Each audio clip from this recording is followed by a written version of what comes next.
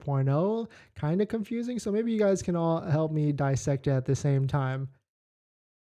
So we've got some more details about hardware 4.0. Of course, from Green the Only on Twitter, it looks like he was able to dissect and get his hands on some. So we'll take a look at it because hardware 4.0 is still kind of confusing, right? Which vehicles actually have it? Is it Model S, Model X, Model 3, Model Y? Doesn't seem like it has it, but maybe it does. So we'll take a look at it. But if you're just joining in, my name is Dennis. I love talking about Tesla hacking, as I like to call it, but basically just getting the best deal on Tesla at the best financing rate. So definitely hit that subscribe if you're interested. So let's take a look at it. Shout out to Green the Only, an avid Tesla Twitter poster. Quote, now that the hardware 4 is widely available, I got some firmware samples and discovered that, quote, the shipping version is internally called 2SoC and has two possible camera layouts. The current one of the expanded one with added surround view cameras, front, bumper, and two more.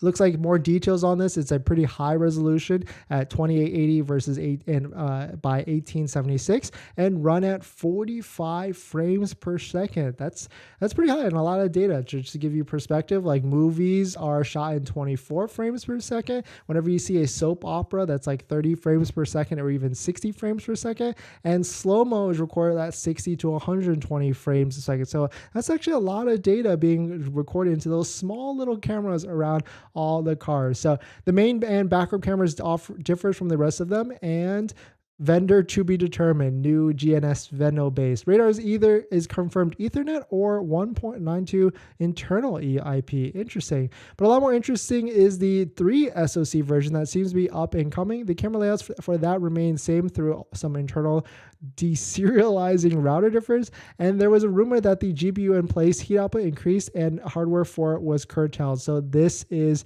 for those cars that do not have GPU. So they plug in one more SoC on the autopilot board, or maybe entirely new computer update in the wings with heat dissipation. This remains to be seen on how it's actually developed. So a lot of interesting stuff here, a lot of things to piece together, which, maybe not everything is understandable because it is the brand new hardware 4, but a lot of details in this actual post. But one thing is for sure, we're going to be staying on and following Green the Only to see what can we actually dissect. But it does not look like this is the piece from the Model 3 or Model Y, but most likely this was a Model S and X. And it's kind of interesting, right? Like this is Tesla's MO. They start to release things slowly and they don't just release it all with the next year or the next model year. And so this is going to be a constant update. But of course, this is really for people that are really interested in the full self-driving autopilot features. And so if you're not really into that, then, go out and just buy a Model 3, Model Y, S, or X. And there's always going to be a new one with the newest features. So we're going to jump into the live stream comments. But before we do that, this video is actually sponsored by my Patreon link. Down in the description is a Patreon link where you can support the channel. And there's a variety of benefits, but some of them include actually scheduling a call with me where you can ask me any questions about buying a Tesla, selling a Tesla, or even financing a Tesla. And after you schedule the call or after you join the Patreon, you get a link to my buying guide, which has links to all the credit unions that have the best possible rates, better than Tesla financing. So definitely check it out.